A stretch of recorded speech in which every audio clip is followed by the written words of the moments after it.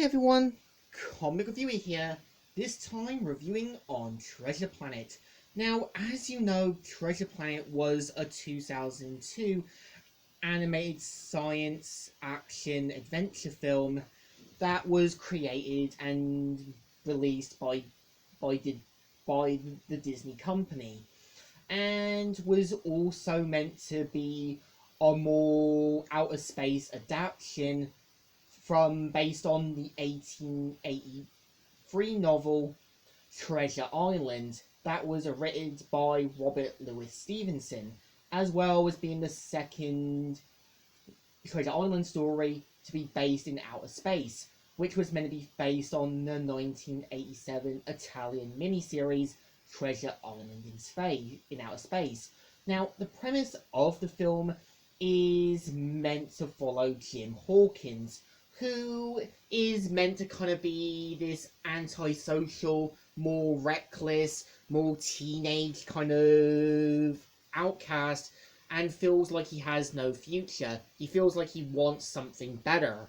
And after helping a dying alien out of a ship and finding a map, reduces in him and Delbert, who is meant to be his mum's best friend, going on an all-out adventure in space to find Treasure Planet. Now, the film, I would say, does feel like an outer space story. This felt like this could have been the next big Star Wars if done correctly.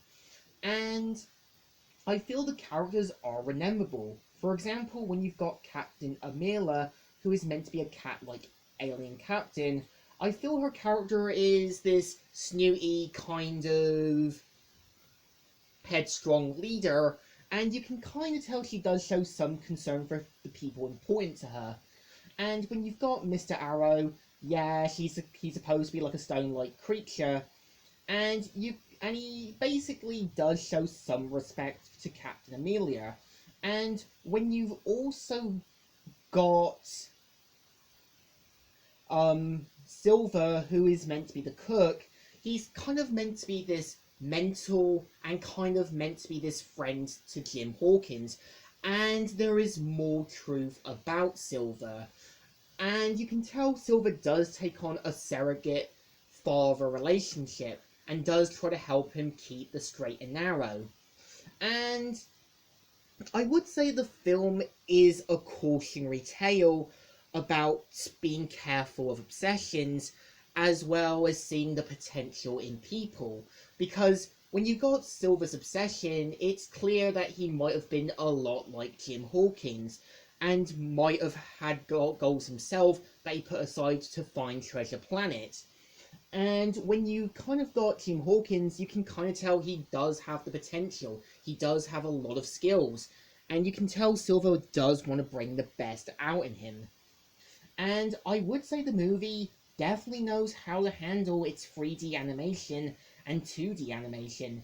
For example, when you got Silver using his arm, when you've got Jim trying to flee from Mr. Scroot, when you kind of got scenes in the deck, the ships, and creatures flying in space, it feels breathtaking. It's like this really did show Disney knew what they were doing. It showed that this could have been the next Star Wars if done carefully.